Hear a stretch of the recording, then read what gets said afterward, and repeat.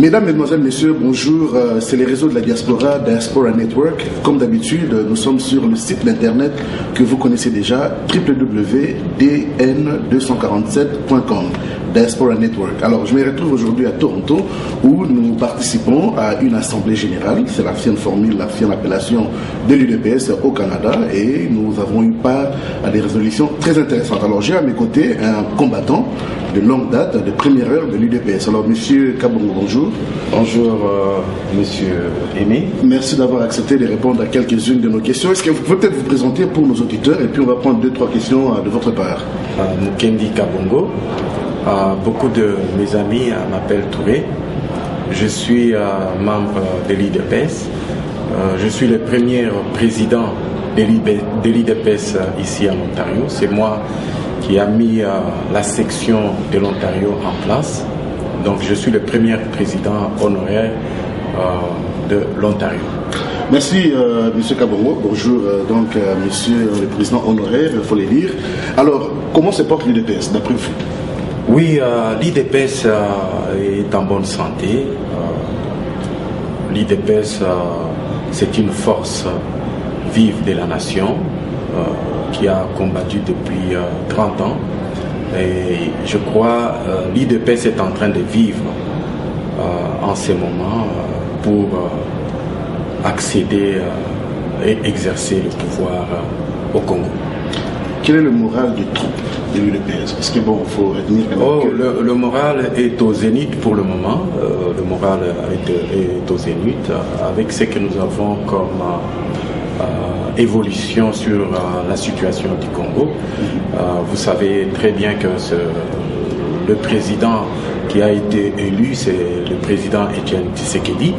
Et nous sommes nous venons de sortir de cette réunion et nous pensons que bientôt le président va prendre ses fonctions et nous rassurons tous les Congolais qu'il sera le président de tous les Congolais. Donc il sera le président de tous les Congolais, bien entendu. Nous continuons avec cette entrevue. Vous aurez quelques bruits de fond, ce qui est tout à fait normal vu que les participants font des va-et-vient en tant que tels. Donc vous disiez que le moral des troupes de l'UDPS sont au contraire, mais malheureusement on sent quand même qu'au niveau du terrain, le président n'est tellement entendu. Que devient la popularité du docteur Etienne Tshisekedi sur le terrain, vu les circonstances actuelles?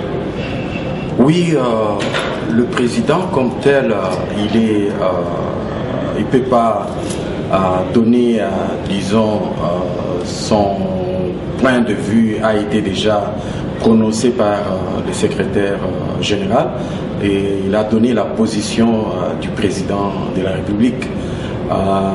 Le président de la République a un cadre où il doit se prononcer. Il ne va pas se prononcer partout où il passe, non, il a un cadre où il doit prendre le prérogatif du président de la République et parler comme le président de la République et fonctionner comme un président de la République.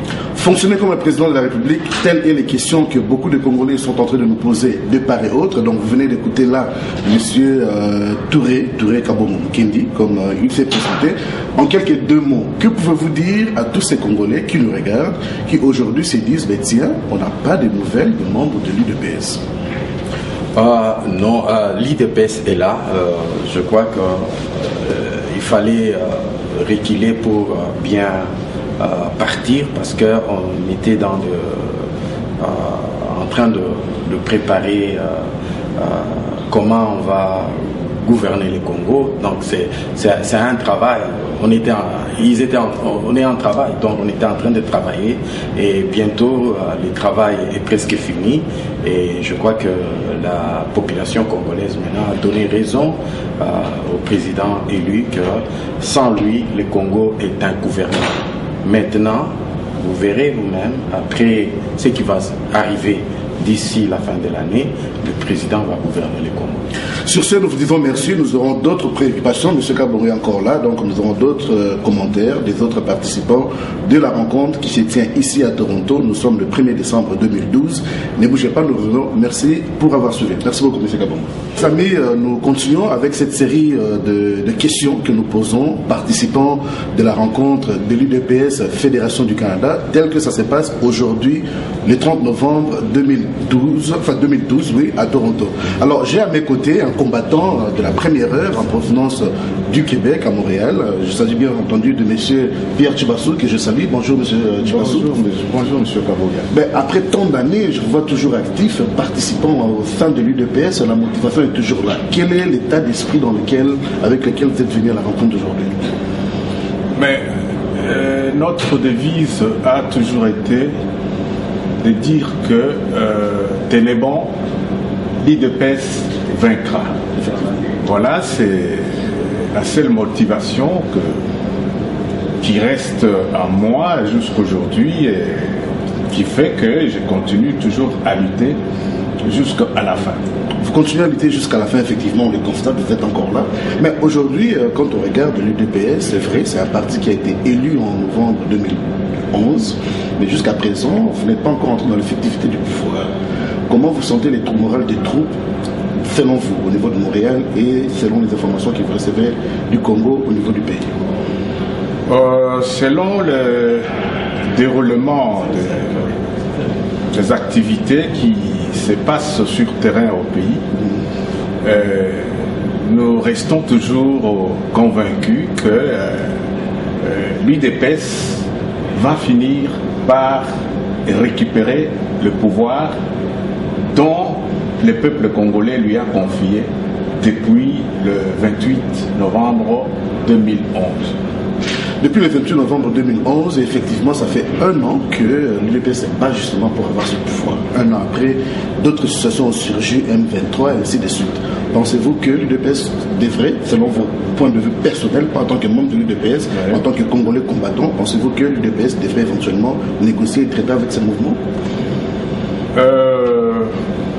Sur le point de vue des négociations, à mon avis personnel, je ne vois pas pourquoi l'UDPS va accepter d'aller à ces négociations-là. Parce que tous les témoignages ont confirmé que c'est Étienne Tshisekedi qui avait remporté à ces élections du 28 novembre 2011. Et je ne vois pas pourquoi l'UDPS aujourd'hui va accepter d'aller négocier. Négocier avec qui? Négocier avec l'imposteur? Alors, pour nous, de l'UDPS, nous continuons à réclamer cette vérité des urnes qui a été proclamée par le peuple congolais depuis le 28 novembre 2011. Pendant combien de temps devons-nous dormir? Parce que le président national de l'UDPS, M. Son Excellence Étienne Tshisekedi, a dit que vous avez fait votre part, maintenant laissez-moi faire ma part, vous pouvez dormir comme des bébés. Combien de temps les Congolais devront continuer à dormir? Moi, je pense que à travers les présidents de la démocratie et les partis démocratiques, dans la personne de Diom Ndongala, il venait de faire un message, de transmettre le message du président Tshisekedi pour dire que le peuple congolais doit se mettre debout pour le moment. Nous devons nous mettre debout pour arracher notre victoire. Nous mettre debout pour arracher la victoire, je pense que le message est bien compris. C'est ce que nous allons essayer de confirmer avec d'autres participants. Monsieur Chibassou, merci beaucoup. Merci. Et je vous souhaite bon retour. C'est toujours un plaisir et vous êtes tout le temps les bienvenus sur ces réseaux. Chers amis, mesdames, mesdemoiselles, messieurs, amis fidèles du réseau de la diaspora, je me trouve à côté d'un poids lourd de l'UDPS Canada. Quand je dis poids lourd, je pèse bien mes mots. Il s'agit bien entendu de M. Kabea Mudiwambouji, qui a occupé plusieurs fonctions au sein de la fédération de l'UDPS, comme il pourrait le dire lui-même. Bonjour M. Kabea. Merci, c'est Liebe Mudiwambouji Kabea, comme M. vient de le dire. J'étais le premier secrétaire de la Fédération du Canada. j'étais président de la section Québec, j'étais vice-président de la Fédération du Canada et enfin vice-président des bureaux de l'Assemblée de la Fédération du Canada. Et là, je reste toujours membre d'honneur de cette organisation ici au Canada. Membre d'honneur, je le confirme bien entendu. Mais Président, quand je regarde l'UDPS, souvent quand nous descendons à l'UDPS, je me rappelle encore, à l'époque, je venais souvent quand c'était spécifiquement président de la section du Québec, on sentait un dynamisme. Est-ce que vous ressentez toujours ce dynamisme aujourd'hui auprès des membres de l'UDPS, les combattants? Oui, je sais que les combattants, la plupart, c'est pas qu'ils n'ont pas de dynamisme, il n'y a pas de dynamisme, ils sont un peu refroidis. Refroidis par quoi? Par les pouvoirs que Kabila a arrachés à leur président. Mais il y a quand même un certain dynamisme parce que quand on a déjà péché, on reste toujours pécheur. Ces membres de l'UDPS vont mourir toujours en tant que membres de l'UDPS.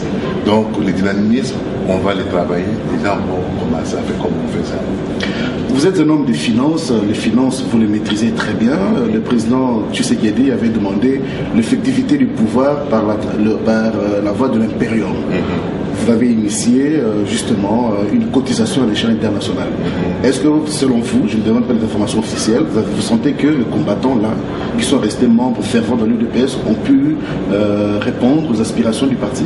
Non, je sais que nous, en général, les Congolais, de manière générale, c'est pas quelque chose qu'on peut se cacher, c'est pas seulement les membres de l'UDPS. La culture d'argent, on n'en a pas. Voilà. C'est quelque chose qui arrive, on les fait comme on peut. C'est cette culture qu'on doit cultiver, montrer aux gens.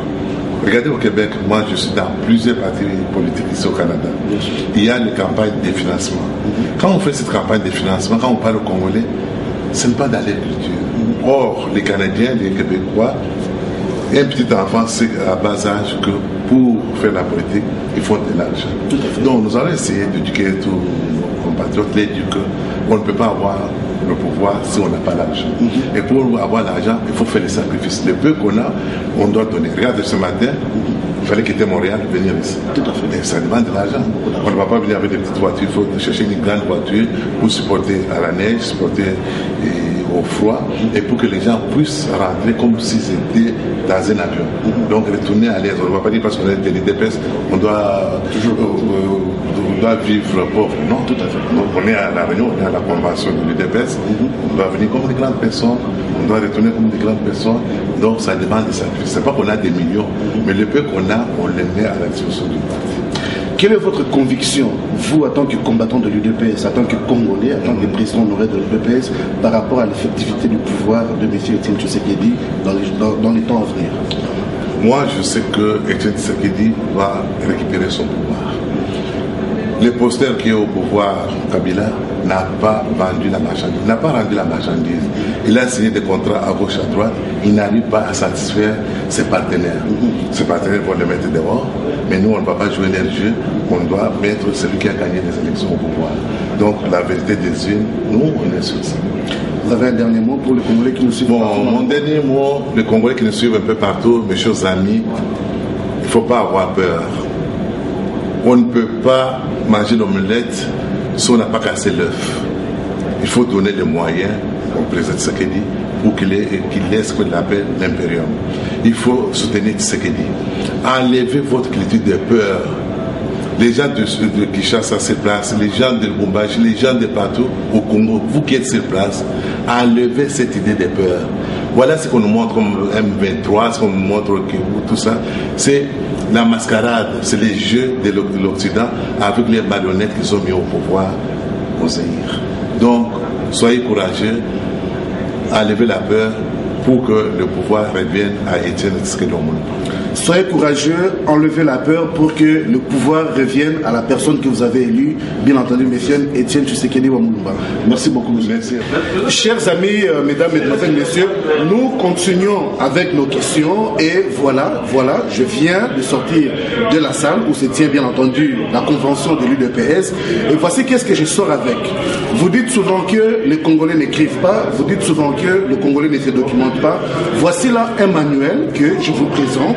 je le lis, dictionnaire français Chiluba français. Je le remets à monsieur Kayoka Moudingaï. Je pense que c'est l'éditeur, c'est l'auteur. Oui, c'est l'auteur. Je vous remets peut-être le livre. Vous pouvez peut-être vous présenter auprès de nos auditeurs. Et puis, je vais prendre quelques questions au sujet du livre. Oui, je m'appelle Leonard Kazadi Kalombo. Je suis le représentant de Mathieu Moudingaï Kayoka au Canada et aux États-Unis pour la vente de ce dictionnaire Chiluba français Chiluba qui coûte $60 canadiens.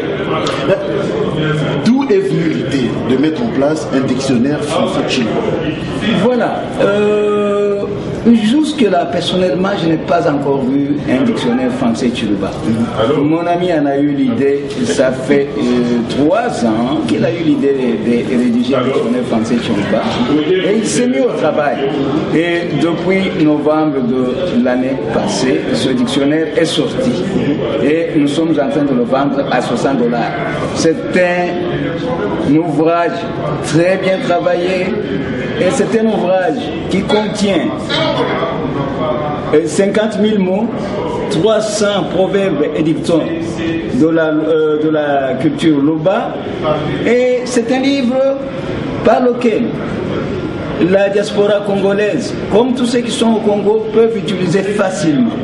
Et il est très très bien composé, il exprime toutes les nuances de la langue Chiluba en français et de la langue française en Chiluba.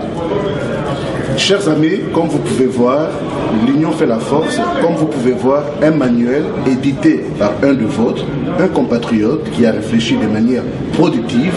Il a mis un manuel, un ouvrage académique, éducatif, pour vous permettre d'apprendre la langue Chiluba. Vous ne direz pas que vous n'étiez pas au courant, vous aurez tous les coordonnées du livre et comment vous en procurer. Papa, peut-être un dernier mot aux auditeurs pour leur dire comment ils peuvent s'en procurer s'ils en ont besoin. S'ils en ont besoin, ils peuvent m'écrire par courriel, ils peuvent m'envoyer des messages courriels. Mon email c'est lenikalombo@yahoo.ca. Leni, j'appelle L-E-N-N-Y Kalombo K-A-L-O-M-B-O à commercial yahoo.ca. Vous le verrez défiler sur l'écran et vous pourrez vous en procurer comme vous le pourrez. Merci beaucoup et à très bientôt. Merci beaucoup. Ok, merci.